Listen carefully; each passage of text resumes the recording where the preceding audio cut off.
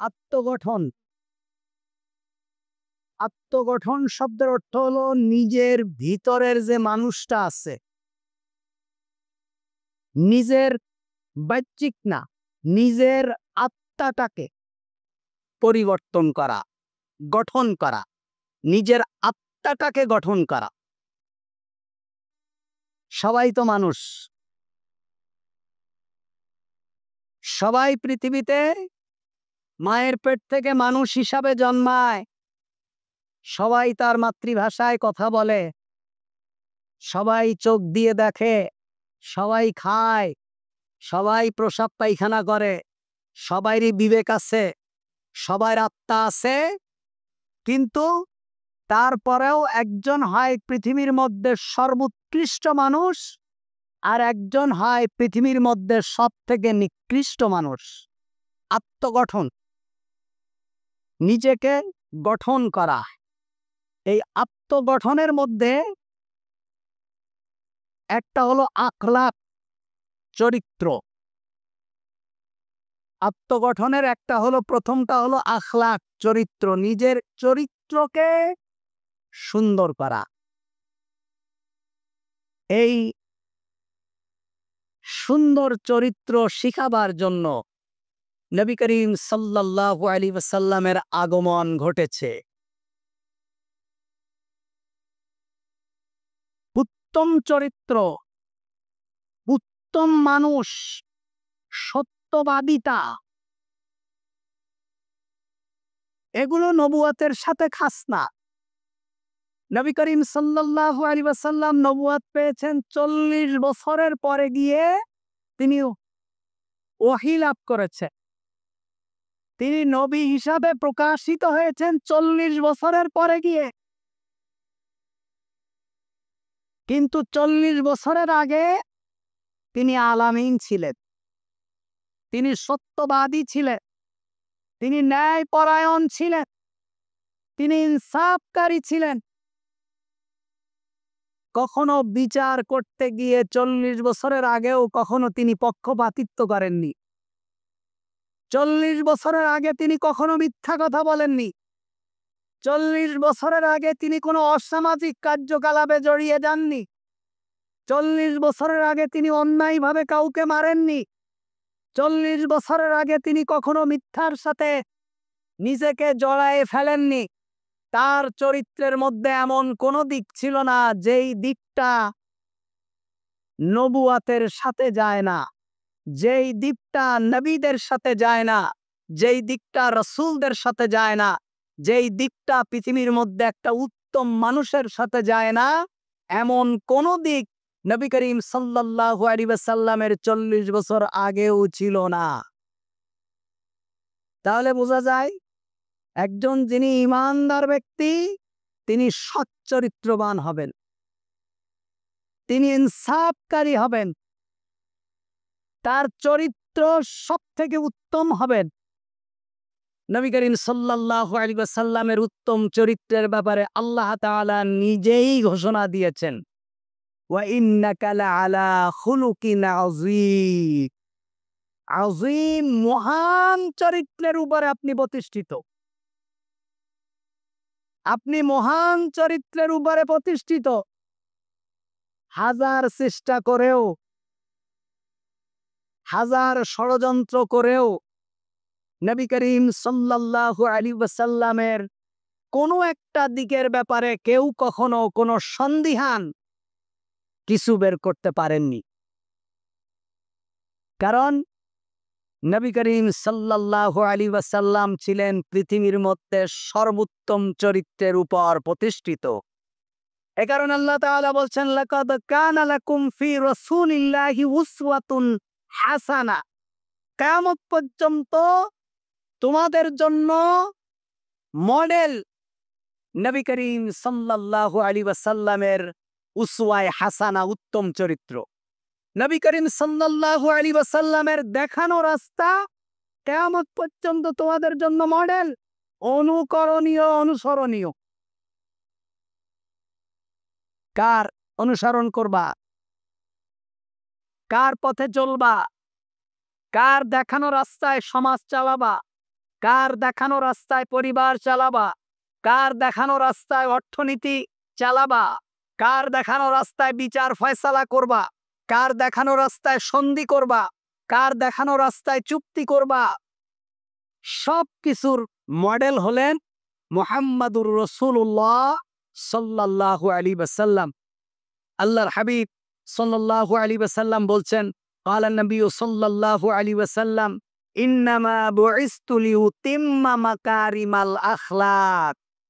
উত্তম চরিত্রের পূর্ণতা দেওয়ার জন্যই আমি পৃথিবীতে প্রেরিত হয়েছি। নবী করিম সাল্লাল্লাহু আলাইহি ওয়াসাল্লাম পৃথিবীতে এসেছেন উত্তম চরিত্রের পূর্ণতা দেওয়ার জন্য। মডেল হিসাবে এমন কোনো দিক নেই যেই দিকটা অনুসরণীয়, অনুকরণীয় নয়। নবী করিম সাল্লাল্লাহু আলাইহি ওয়াসাল্লাম তার স্ত্রীদেরকে বললেন, শোনো, রাতের অন্ধকারে এবং দিনের আলোয় তোমরা আমার মধ্যে যা কিছু দেখবে তা মানুষের কাছে খুলে খুলে বর্ণনা করে দাও। সুবহানাল্লাহ। এমন মানুষ পৃথিবীতে আর কে আছে যার চরিত্র রাতের অন্ধকারেও যেটা ঘটে এবং দিনের আলোয়ও যেটা ঘটে সব মানুষের কাছে বলে দাও। সুবহানাল্লাহ, সুবহানাল্লাহ। আর আমরা যে নেতার অনুসরণ করি, আমরা যাদেরকে মডেল বানাই, আমরা যাদেরকে অনুসরণীয় মনে করি, যাদেরকে অনুসরণীয় করে রেখে দিতে চাই, তাদের দিনের আলোয় চরিত্র একরকম, রাতের আলোয় চরিত্র একরকম, বাহিরে চরিত্র একরকম, ঘরের ভিতরে চরিত্র একরকম, স্ত্রীদের কাছে গেলে চরিত্র একরকম, আবার বাইরের মানুষের কাছে আসলে চরিত্র একরকম, বন্ধু বান্ধবদের কাছে গেলে চরিত্র একরকম, সাধারণ মানুষদের কাছে গেলে চরিত্র একরকম, মসজিদে আসলে চরিত্র একরকম, মসজিদ থেকে বের হলে চরিত্র একরকম। আর নবী করিম সাল্লাল্লাহু আলাইহি ওয়াসাল্লাম বলছেন, শোনো, দিনের আলো এবং রাতের অন্ধকারে আমার মধ্যে তোমরা যা কিছু দেখবে জাতির সামনে তা খুলে খুলে বর্ণনা করে দাও। সুবহানাল্লাহ। আয়েশা রাদিয়াল্লাহু তাআলা আনহা কে একবার সাহাবীরা বললেন, ইয়ার মা আম্মা জান আয়েশা রাদিয়াল্লাহু তাআলা আনহাকে জিজ্ঞাসা করলেন, আম্মা জান, আমাদের নবীর চরিত্র কেমন? আল্লাহ আয়েশা রাদিয়াল্লাহু তাআলা আনহা বললেন, তোমরা কি কোরআন পড়নি? সাহাবীরা বললেন, হ্যাঁ, কোরআন পড়েছি। বলছেন, কোরআনের হুবহুব হলেন নবী করিম সাল্লাল্লাহু আলাইহি ওয়াসাল্লামের চরিত্র। সুবহানাল্লাহ। কোরআন যেখানে যা যেভাবে বলেছেন, এটার প্র্যাকটিক্যাল লাইফ হলো মুহাম্মাদুর রাসূলুল্লাহ সাল্লাল্লাহু আলাইহি ওয়াসাল্লাম। সুতরাং যে যতটুকু পারবো অনুসরণ করার মতো একজন নেতা, তিনি কে? মুহাম্মাদুর রাসূলুল্লাহ সাল্লাল্লাহু আলাইহি ওয়াসাল্লাম। আবার নেতা বললে অনেকে রাগ হয়ে যাবে, বলবে নবীরে আবার নেতা বানালো কেন? তা আপনি তো প্রতিদিন নবীকে নেতা বানান। আল্লাহুম্মা সাল্লি আলা সাইয়্যিদিনা মুহাম্মদ বলেন না? সাইয়্যিদিনা মানে কি? আনা সাইয়্যিদু বুলদি আদমা ইয়াউমাল কিয়ামা। সাইয়্যিদুন শব্দের অর্থ হলো নেতা, সর্দার। নবী করিম সাল্লাল্লাহু আলাইহি ওয়াসাল্লাম বলছেন, আনা সাইয়্যিদু বুলদি আদমা ইয়াউমাল কিয়ামা, কিয়ামতের দিন আমি সমস্ত আদম সন্তানদের সর্দার হব, নেতা হব। সুবহানাল্লাহ। তা আমাদের সাইয়্যিদিনা মানে কি? আমাদের নেতা। তা উনি আরবিতে বলেছে, আমি একটু বাংলায় বললাম আর কি। আপনিও বলেন, কিন্তু আপনি বুঝেন না যে আপনি কি বলে। তাহলে আমাদের নেতাকে বলেন, আমাদের নেতাকে মুহাম্মাদুর রাসূলুল্লাহ সাল্লাল্লাহু আলাইহি ওয়াসাল্লাম, যেই নেতাকে অনুসরণ করা যায়, যার বাহিরের রূপ এবং ভিতরের রূপ, যার আলোর রূপ এবং অন্ধকারের রূপ, যার পরিবারের রূপ এবং বাইরের রূপ, সব কিছু জাতির জন্য অনুসরণীয়, অনুকরণীয়, তিনি হলেন কে? মুহাম্মাদুর রাসূলুল্লাহ সাল্লাল্লাহু আলাইহি ওয়াসাল্লাম। তা আত্মগঠন একটা হলো আখলাক, চরিত্র। যার চরিত্র সুন্দর তার সব সুন্দর। বলে টাকার যদি লস হয় তাহলে সামান্য লস, আর যদি ক্যারেক্টারের লস হয় এভরিথিং লস, সব শেষ। যার চরিত্র নেই তার কি নেই? কিছুই নেই। আর যার টাকা শেষ হয়ে যায় তার কখনো না কখনো টাকা পাওয়া যায়।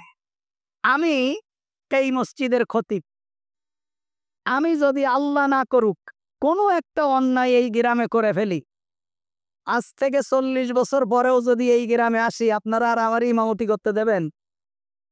বলেন দেবেন? দেবেন না, দেবেন না। চরিত্র এমন একটা জিনিস, কোনো মানুষ যদি কোনো একটা গ্রামে ছোটবেলায়ও যদি তার দ্বারা নিকৃষ্ট কোনো অন্যায় হয়ে যায়, যেটাকে সবার চোখে খারাপ, 40 বছর পরে গেলেও তাকে নেতা হিসাবে মানুষ মেনে নিতে চায় না। এটাই হলো আখলাক। নবী করিম সাল্লাল্লাহু আলাইহি ওয়াসাল্লাম বলছেন, আকমালাল মুমিনিনা ঈমানান আহসানুহুম খুলুকান। ঈমানদারের মধ্যে তার ঈমান পূর্ণতম যার চরিত্র উত্তম। যেই ঈমানদারের ঈমান হলো পূর্ণ ঈমান, যার চরিত্র উত্তম, অর্থাৎ যার চরিত্র ভালো না তার ঈমান পূর্ণতা পায় না। যার আখলাক ভালো না তার ঈমান পূর্ণতা পায় না। আল্লাহ রাসূল সাল্লাল্লাহু আলাইহি ওয়াসাল্লাম বলছেন, মা মিন শাইইন ফিল মিজানি আসকালা মিন হাসানাতিল খুলক। তোমার ওজনের পাল্লা সবথেকে ভারী বস্তু হবে উত্তম চরিত্র। যার চরিত্র উত্তম, এই উত্তম চরিত্রটাকে মিজানের পাল্লায় দিলে তার মিজানের পাল্লা সবথেকে বেশি ভারী হবে, ওজনদায়ক হবে। আপনি নামাজ পড়েন, আপনার চরিত্র উত্তম না। আপনি রোজা রাখেন, আপনার চরিত্র উত্তম না। আপনি তাবলীগে সময় লাগান, আপনার চরিত্র উত্তম না।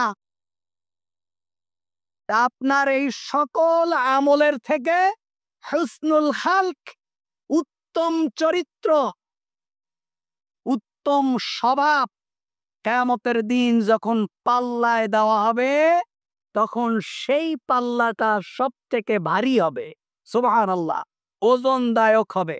নবী করিম সাল্লাল্লাহু আলাইহি ওয়াসাল্লামকে জিজ্ঞেস করা হলো, ইয়া রাসূলুল্লাহ সাল্লাল্লাহু আলাইহি ওয়াসাল্লাম, সুইলা রাসূলুল্লাহ আন আকসারি মা ইউদখিলান নাস আল জান্নাহ, ক্বালা তাকওয়াল্লাহ ওয়া হুসনুল খালক। আল্লাহ রাসূল সাল্লাল্লাহু আলাইহি ওয়াসাল্লামকে জিজ্ঞেস করা হলো, ইয়া রাসূলুল্লাহ সাল্লাল্লাহু আলাইহি ওয়াসাল্লাম, অধিকাংশ মানুষ জান্নাতে যাবে কিসের বিনিময়ে? অধিকাংশ মানুষ জান্নাতে যাবে কিসের বিনিময়? আল্লাহ রাসূল বললেন, তাকওয়াল্লাহ ওয়া হুসনুল খালক। যার ভিতরে তাকওয়া আছে এবং যার চরিত্র উত্তম, সুবহানাল্লাহ। যার চরিত্র উত্তম, এই মানুষগুলো অধিকাংশ মানুষ জান্নাতে যাবে। আল্লাহ রাসূলকে জিজ্ঞেস করা হলো, ইয়া রাসূলুল্লাহ, অধিকাংশ মানুষ জাহান্নামে যাবে কেন?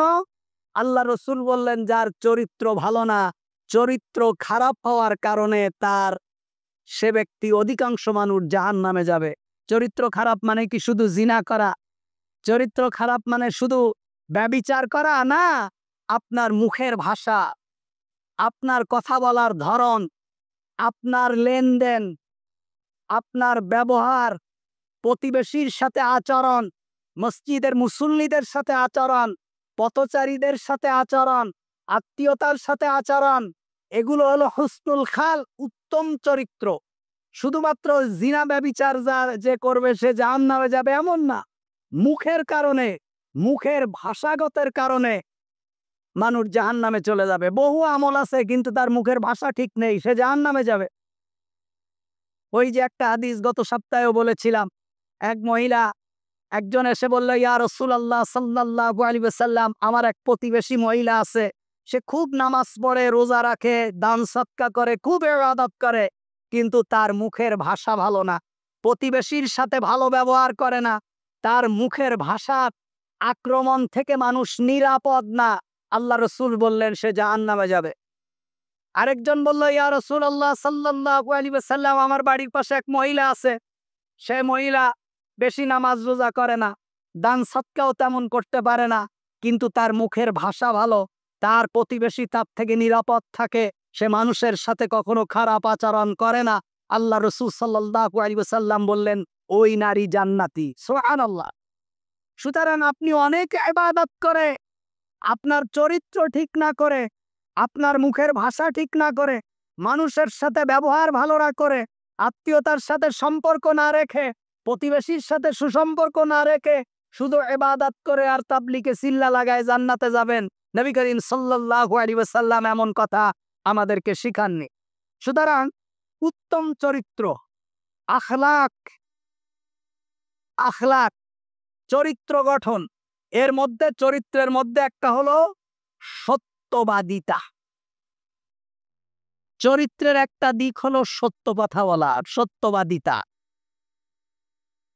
আমরা এখন ইচ্ছায় অনিচ্ছায় মস্কারি করে ফাজলামি করে মিথ্যা কথা বলি।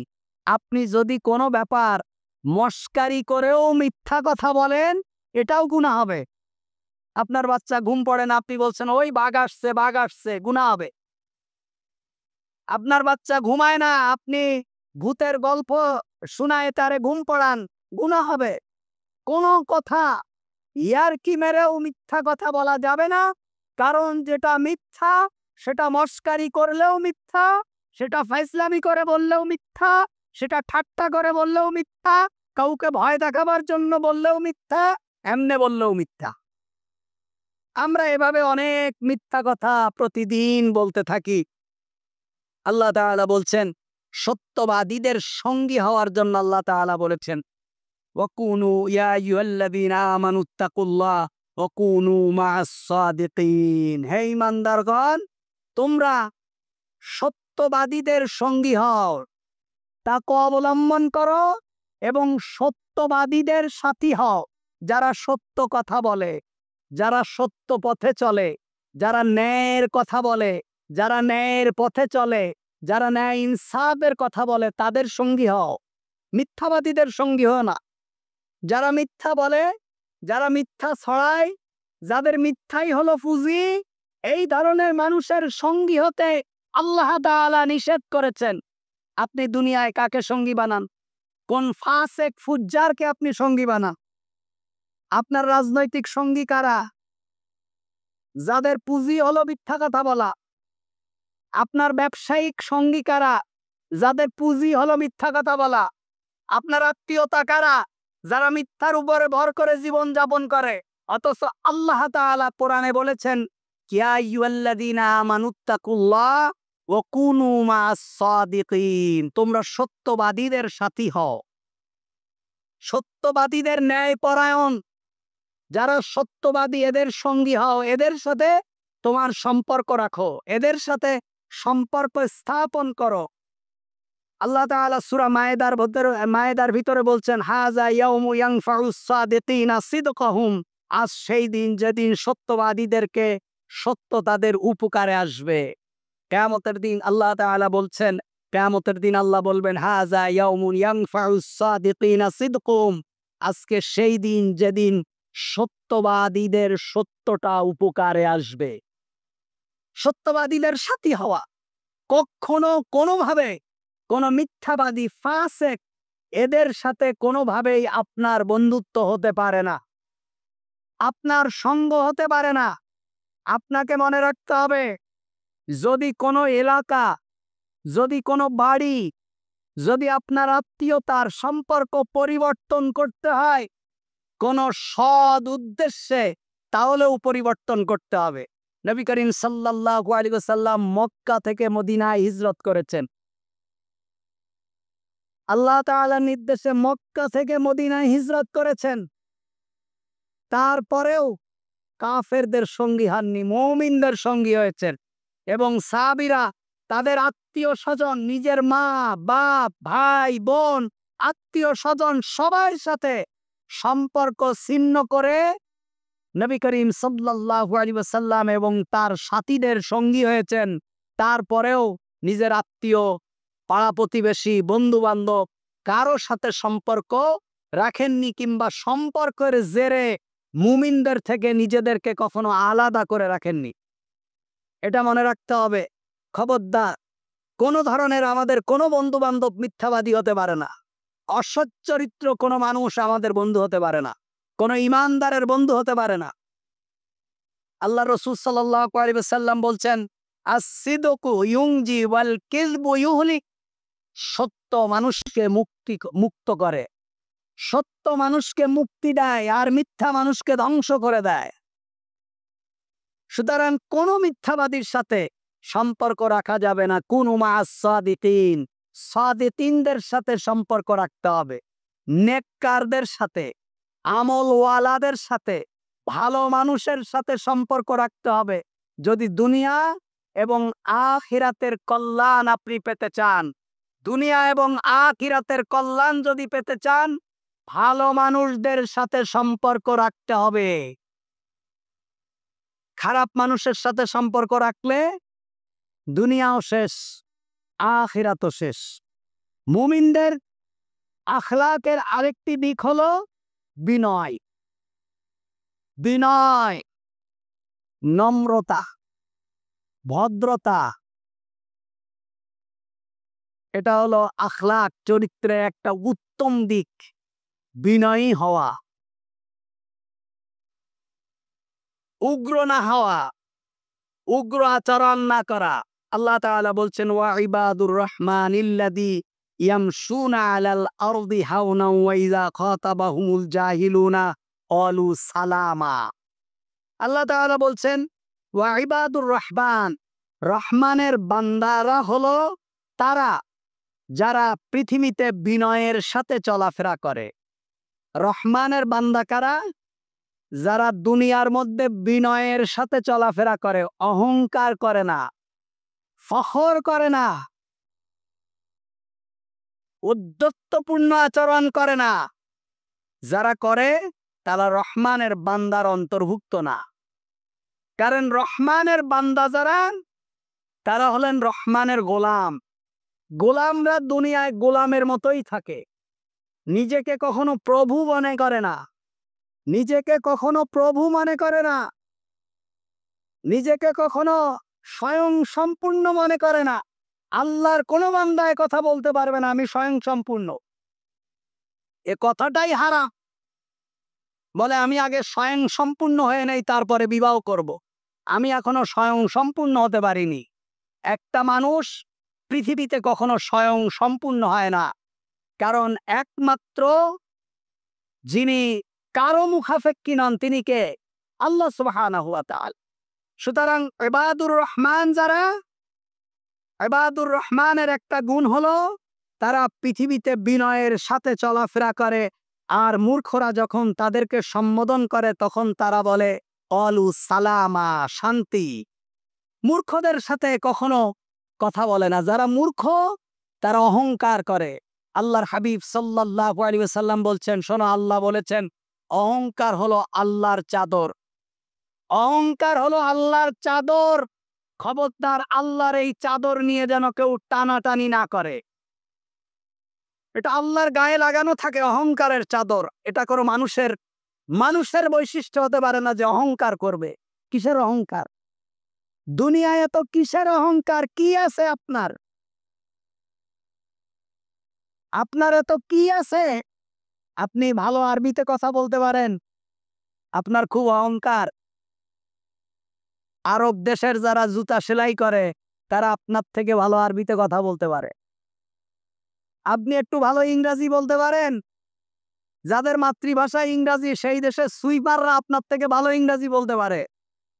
সুতরাং আপনার জ্ঞান, আপনার বিদ্যা, আপনার অর্থ, আপনার এগুলো কোনো অহংকারের মানদণ্ড হতে পারে না।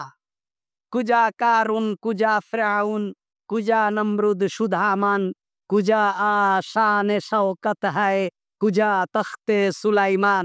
একজন কবি বলছেন, কোথায় সেই ফিরআউন যে বলেছিল আনা রব্বুকুমুল আলা? আসমানের রব আবার কে? আমি হলাম সব থেকে বড় খোদা, আমি হলাম সব থেকে বড় রব। আসমানে আবার কোন রব বাস করে?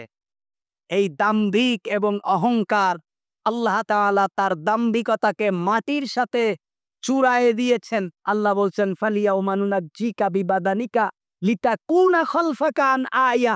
কিয়ামত পর্যন্ত এই ফিরআউনের যত প্রেতাত্মারা আসবে তাদের জন্য আমি আল্লাহ তাআলা এই ফিরআউনের লাশকে শুটকি বানায়ে আমি মডেল করে রেখে দেব। রাখছেন না? নিদর্শন হিসাবে আল্লাহ রেখেছেন না? পৃথিবীর কত বাদশাহ, কত স্বৈরাচার, কত ডিক্টেটর, কত দাম্ভিক, কত অহংকারী ব্যক্তি যারা কথা বলতে বলতে বলেই ফেলতো পৃথিবীর এমন কোন শক্তি নেই আমাদের কাছ থেকে ক্ষমতা নিয়ে নেয়। আল্লাহ তাআলা অপমান এবং লাঞ্ছনার এমন জায়গায় পৌঁছায়ছেন যে একটা কুকুরের প্রতি মানুষ দয়া করে, তাদের প্রতি কোনো দয়া নেই। তাদের অস্তিত্বকে, কিছু কিছু মানুষের অস্তিত্বকে আল্লাহ তাআলা মাটির সাথে মিশিয়ে দিয়েছেন।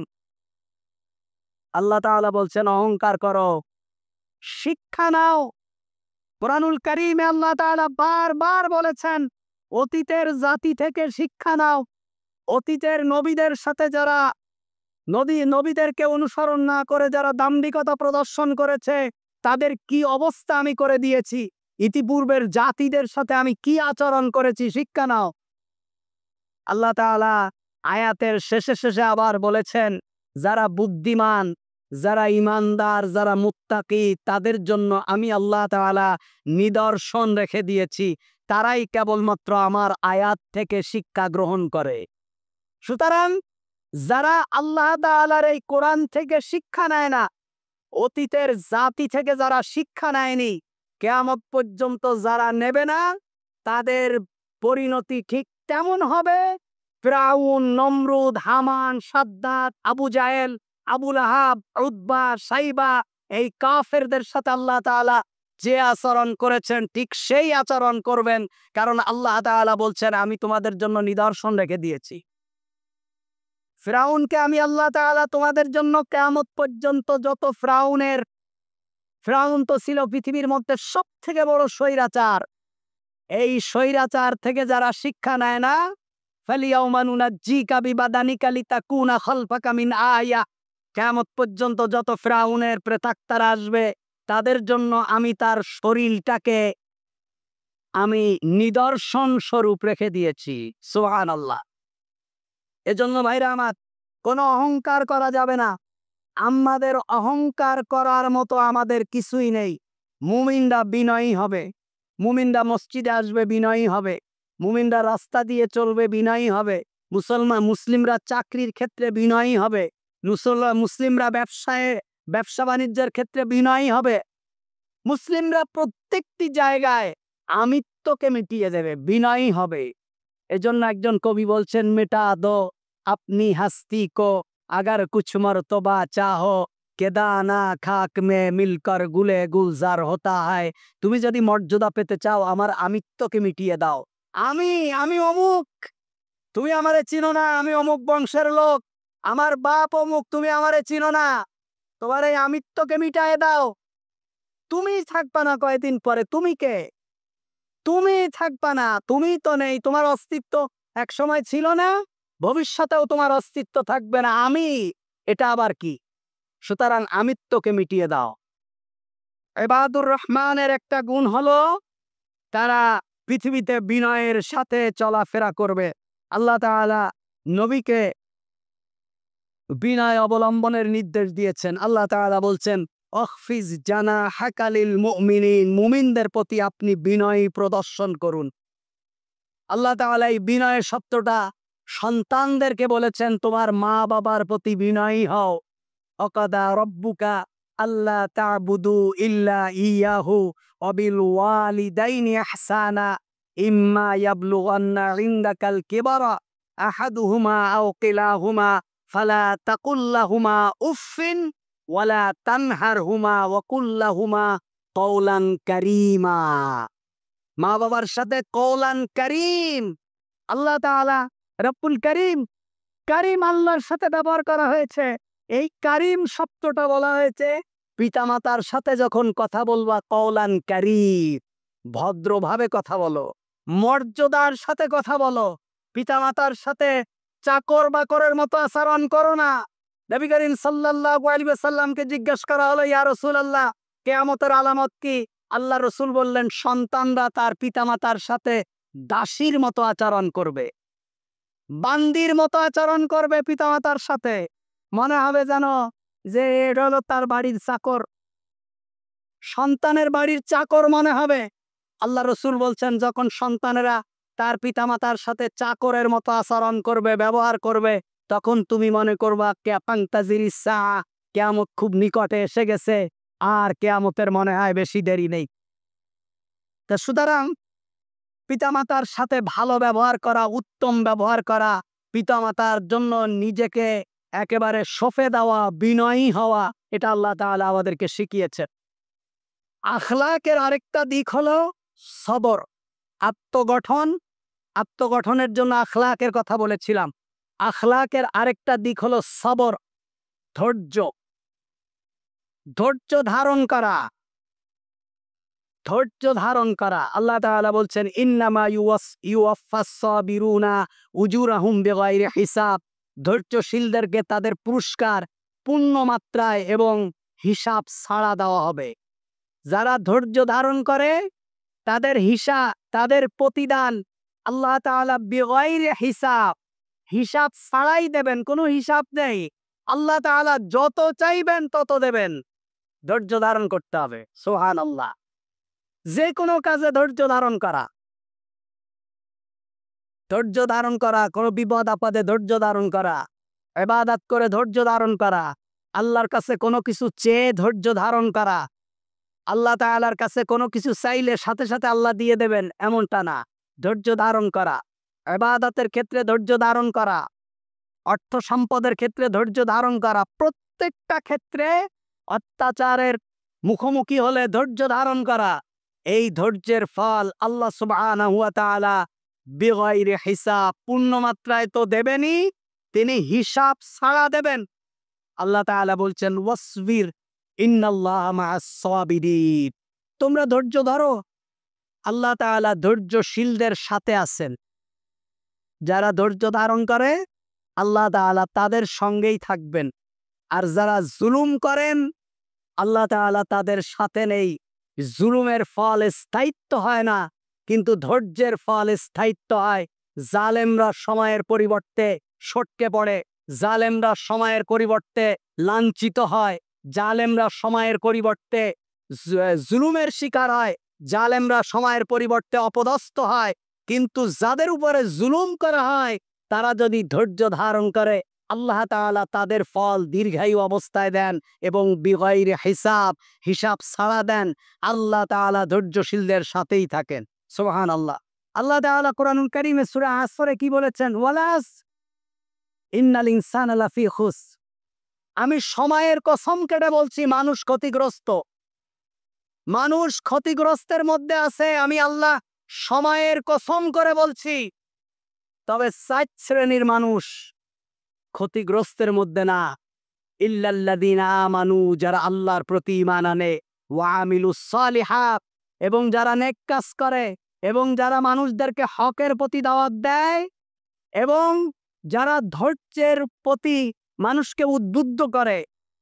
হকের দাওয়াত দিলেই বিপদ আসবে, এই বিপদ আসলে যারা বিপদের মধ্যে ধৈর্য ধারণ করবে, এই 4 শ্রেণীর মানুষ আল্লাহ সুবহানাহু ওয়া তাআলার ক্ষতিগ্রস্তের মধ্যে না। এর বাইরে যারা আছে তারা সবাই ক্ষতিগ্রস্তের মধ্যে। নবী করিম সাল্লাল্লাহু আলাইহি ওয়াসাল্লাম বলছেন, ক্বালান নবী সাল্লাল্লাহু আলাইহি ওয়াসাল্লাম, আস-সাবরু জিয়াউন। ধৈর্য হলো আলো, ধৈর্য হলো নূর, ধৈর্য হলো আলো, রোশনি। সুতরাং ধৈর্য ধারণ করতে হবে। শুধু যে কোনো মুহূর্তে কোনো একটা অবস্থার সম্মুখীন হলেই প্রতিশোধ নেওয়া যাবে না। নবী করিম সাল্লাল্লাহু আলাইহি ওয়াসাল্লাম আমাদেরকে প্রতিশোধ নিতে শিখাননি। আর এই ধৈর্য না ধরার কারণেই আজকে পরিবার এবং সমাজ যত ধরনের অঘটন ঘটছে, এই ধৈর্য না থাকার কারণেই অঘটনগুলো ঘটছে। পরিবারের ভিতরে অশান্তি, প্রতিবেশীর সাথে অশান্তি, ভাইয়ে ভাইয়ে অশান্তি, ভাইয়ে বোনে অশান্তি, সব আস-সাবর, ধৈর্য না থাকার কারণে। আল্লাহ তাআলা বলছেন, ইন্নাল্লাহা মাআস সাবিরিন। আল্লাহ তাআলা ধৈর্যশীলদের সাথে আছেন। আল্লাহ তাআলা কোরআনুল কারীমে বলছেন, ওয়াস্তাঈনু বিস-সাবরি ওয়াস-সালাত। ইন্নাল্লাহা মাআস সাবিরিন। তোমরা আল্লাহর কাছে চাও সালাতের মাধ্যমে, নামাজের মাধ্যমে এবং ধৈর্যের মাধ্যমে। দুইটা জিনিস আমি তোমাদের কাছে চাই, একটা হলো সালাত, আরেকটা হলো ধৈর্য। এই দুইটা জিনিসের মাধ্যমে আমার কাছে চাও, আমি আল্লাহ তাআলা তোমাদেরকে দেব। তাহলে চরিত্রের আখলাক এর আরেকটা দিক হলো কি? আল গজব, রাগ। রাগের আরবি গজব, রাগ। আল্লাহ তাআলা বলছেন ওয়াল কাযিমিনাল গায়জা ওয়াল আফিনা আনিন নাস। মুমিন তারা যারা রাগ দমন করে এবং মানুষকে ক্ষমা করে। মুমিনের একটা বৈশিষ্ট্য হলো মুমিন রাগকে দমন করে ফেলে। তা রাগ হলেই প্রতিশোধ নেয় না, রাগ দমন করে, ধৈর্য ধরে আর মানুষকে ক্ষমা করে দেয়। সুবহানাল্লাহ। নবী করিম সাল্লাল্লাহু আলাইহি ওয়াসাল্লামের চরিত্রের সবথেকে উৎকৃষ্ট দিকগুলোর মধ্যে একটা দিক হলো যে তিনি মানুষকে ক্ষমা করে দিতেন। মানুষকে ক্ষমা করে দিতেন। আজকে আমাদের মধ্যে ক্ষমা নেই। এজন্য 5 বছর আমি বলায় থাকি, আগামী 5 বছর আপনি বলায় থাকবেন। এটা চিন্তা ভাবনা করেই চলে কাজ। এই 5 বছর আমি ঘরে ঘুমাবো, আগামী 5 বছর আপনি ঘরে ঘুমাবেন। ক্ষমা, রাগ, এই দুটোকে দমন করা। নবী করিম সাল্লাল্লাহু আলাইহি ওয়াসাল্লামকে প্রায় 3 বছর জেলের মধ্যে আটকায় রেখেছিলেন মক্কার কাফেরেরা। 3 বছর শিয়াবে আবু তালিবে তাকে আটকায় রেখেছিলেন। যারা হজে গিয়েছেন, যেটা হলো নবী করিম সাল্লাল্লাহু আলাইহি ওয়াসাল্লাম যেই ঘরে নবী করিম সাল্লাল্লাহু আলাইহি ওয়াসাল্লামকে তার মা প্রসব করেছিল, নবী করিম সাল্লাল্লাহু আলাইহি ওয়াসাল্লামের যেটা ঘর, যেটা এখন লাইব্রেরি করা আছে, এই লাইব্রেরির পাশ দিয়ে যেই রোডটা আন্ডারগ্রাউন্ড দিয়ে মিনার দিকে চলে গেছে, এই জায়গাটাই ছিল আবু তালিবের ঘর। এই আবু তালিবের ঘরের মধ্যে নবী করিম সাল্লাল্লাহু আলাইহি ওয়াসাল্লামকে 3 বছর আটকায় রাখা হয়েছিল এবং কোন ধরনের খাদ্য তাকে সরবরাহ করা হয়নি জেলখানার ভিতরে। এবং দোকানে বলা হয়েছিল কেউ যেন তার কাছে কোনো খাদ্য বিক্রি না করে। যদি নবী এবং তার সাহাবীদের কাছে বাজারের কোনো ব্যক্তি খাদ্য বিক্রি করে, তৎকালীন সময়ে তার ট্রেড লাইসেন্স বাতিল করা হবে, সে আর ব্যবসা করতে পারবে না। নবী করিম সাল্লাল্লাহু আলাইহি ওয়াসাল্লাম এবং সাহাবীরা গাছের চামড়া খেয়েছেন, পাতা খেয়েছেন, পায়খানা করেছেন ছাগলের মতো। এই অকাত্য নির্যাতন নবী করিম সাল্লাল্লাহু আলাইহি ওয়াসাল্লাম এবং তার সাহাবীরা সহ্য করেছেন। নবী করিম সাল্লাল্লাহু আলাইহি ওয়াসাল্লাম যখন সিজদায় গিয়েছেন, তখন উটের ভুঁড়ি, দুর্গন্ধযুক্ত উটের পায়খানা, ভুঁড়ি, নাড়ি ভুঁড়ি, এগুলো মুহাম্মদ সাল্লাল্লাহু আলাইহি ওয়াসাল্লামের মাথার উপরে চাপায় দেওয়া হয়েছে যাতে আল্লাহ রাসূল সাল্লাল্লাহু আলাইহি ওয়াসাল্লাম সিজদা থেকে আর উঠতে না পারে। আবু বকর রাদিয়াল্লাহু তাআলা আনহু ইসলাম কবুল করার অপরাধে তাকে মারতে মারতে এত পরিমাণ মেরেছেন যে সবাই মনে করেছে আবু বকর পৃথিবীর মায়া ছেড়ে চলেই গিয়েছে।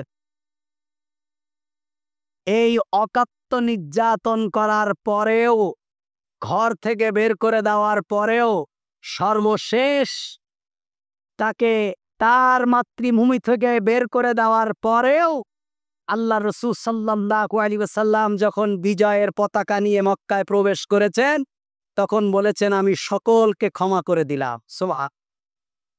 সকলকে ক্ষমা করে দিলাম। এই ক্ষমা করা, এটা হলো নবী করিম সাল্লাল্লাহু আলাইহি ওয়াসাল্লামের উত্তম চরিত্রের একটা বৈশিষ্ট্য। আর যেই ক্ষমার কারণে আজকে গোটা পৃথিবীব্যাপী ইসলাম প্রচার হয়েছে, ইসলাম প্রসারিত হয়েছে। আজকে আমাদের ক্ষমার কোনো দিক নেই, আজকে ক্ষমার কোনো কথাও নেই। এই রাগকে হজম করতে হবে, রাগ দমন করতে হবে। আজকে এই পারিবারিক যত অশান্তি, রাগ দমন না করা আর ক্ষমা না করা, আমাদের কাছে তো কোনো মাসালা আসে না। 1 বছরেও একজন এসে জিজ্ঞেস করে না যে আমি অজুটা কিভাবে করব, 1 বছরেও এসে একজন জিজ্ঞেস করে না। আমরা যখন হাটাজারি মাদ্রাসায় পড়ি, আমার এই কথাটা খুব মনে পড়ে। তখন আমাদের যিনি মোহতামিম ছিলেন, উনি তো দীর্ঘদিন ওখানে মোহতামিম ছিলেন, আল্লামা শফি সাহেব রাহিমাহুল্লাহ। তা উনি একদিন বক্তৃতা দিতে গিয়ে বললেন যে আমি পাকিস্তানে পড়াশোনা করে বাংলাদেশে আসছি, এতদিন খেদমত করি, কিন্তু কেউ আমার কাছে কোনোদিন এসে জিজ্ঞেস করেনি যে আমি নামাজটা কিভাবে পড়বো, রোজাটা কিভাবে রাখবো, কিভাবে অজু করব। একটা বিষয় নিয়ে আমার কাছে মানুষ আসে, সেটা হলো স্ত্রী তালাক দিয়েই চলে আসে, এসে বলে আমি রাগের মাথায় তালাক দিয়ে ফেলেছি, এখন কি করব। এবং আমাদের কাছেও ঠিক এই একটা ব্যাপারেই মানুষ আসে।